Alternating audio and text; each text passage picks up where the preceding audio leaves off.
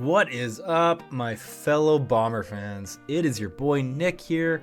This is a daily video, apparently, that I am making. Clearly I have too much time on my hands, so I figured I would come by and I would give you guys a primer for the Bombers game on Friday against the Calgary Stampeders. I am so effing excited. Just to get back into the stadium. I'm excited for a lot of things. First of all, I'm excited for the Calgary Stampeders to see what real fans look like, what real fans, what a real stadium with a real rum hut look like, okay? Show us your rum hut. Where's your rum hut, Calgary? I want to see it, okay? And I want to see that little guy, Dickinson. Actually, personally, what I would really want to see, it probably wouldn't happen, not today at least, but I want to see a cage match. Dickinson versus O'Shea. That's what a real man looks like. Mike O'Shea. Okay? I can't wait, guys. Oh, we're getting silly. Okay. All other things aside, this is really exciting for me because, you know what? We have been waiting months to get back into football, and finally football is back. It's like something that, it's like your ex-girlfriend who left you, that you loved when you were 18 and she came back, maybe that's just me. Anyways, so just to get on a little bit more of the notes, kind of pre-game notes things, Bombers, we are not going to be seeing Zach Collaros. Zach will not be playing on Friday. That might damper a little bit of the excitement for some people. Personally, I didn't care if I saw Zach.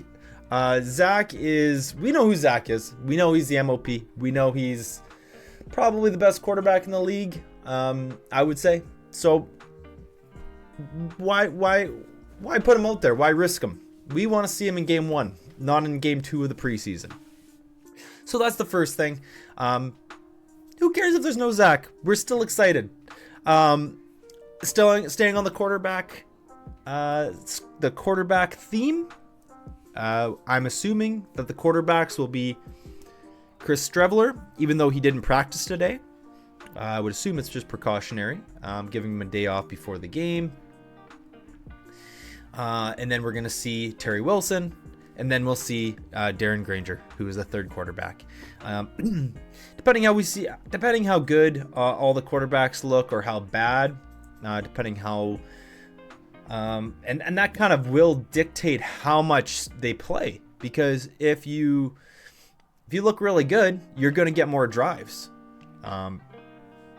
You're gonna get more drives because you're gonna keep the offense on the field. You're gonna get more plays. We're gonna see more of you. So I would think that the quarterbacks that play the best will play more. I think that, we obviously don't know anything about Darren Granger. We've seen some highlight clips, things like that. But what we have seen from Terry Wilson, I think it was pretty positive in game 1. So I'm very excited to see what we see from Terry Wilson. Also excited for Granger. I don't know if he could be any worse than what is his name even? Eric Barriere. Such a fancy name. But I don't think he'd be any worse. So I think that'll be in the fourth quarter, and probably when people are mostly hanging out right here. And, there's going to be some diehards watching. I'm probably going to be watching, but, with my drink in hand, standing in the end zone. So should be an interesting battle. I'm sure after the game we'll have a lot more to talk about regarding that. Because we're pretty sure that it's going to be, obviously it's going to be Zach, and then it's going to be Chris Streveler as the backup. But the third quarterback, it's Winnipeg. That guy gets a lot of love, and we're going to talk a lot about him. So buckle up. We are going to talk a lot of third quarterbacks. Okay, on to other notes. We got my guy, the guy who's on my jersey, back at practice today. Nick Dembski the legend from Oak Park. Obviously, only one of the legends from Oak Park, but very, very excited to see him back. So happy that he's going to be, I don't think he's going to play. He could play. It might be a little soon. He's only had one practice, but, if he does play, it might be a couple snaps and say, hey, take a seat, just to make sure he looks good. But, so excited to see him play again. And Brady's still not practicing.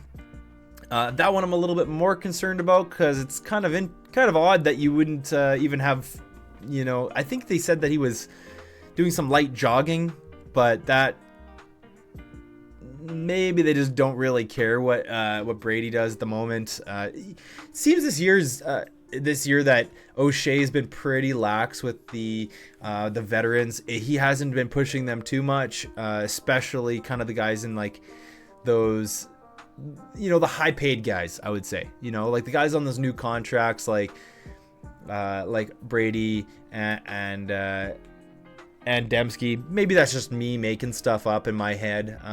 But you know what? I think it's good. The less snaps that we need to play these guys, like the very important guys who are going to be the reason why we win the cup or the reason why we don't, the less snaps they have to play before the Grey Cup is better. And it wouldn't be a primer if I didn't come and report to you from the opposing team's HQ. Yeah, it's pretty sad, isn't it? It's pretty sad. So the Calgary Stampeders. Who the fuck cares? Go Bombers! See you down at the Rum Hut! Woo!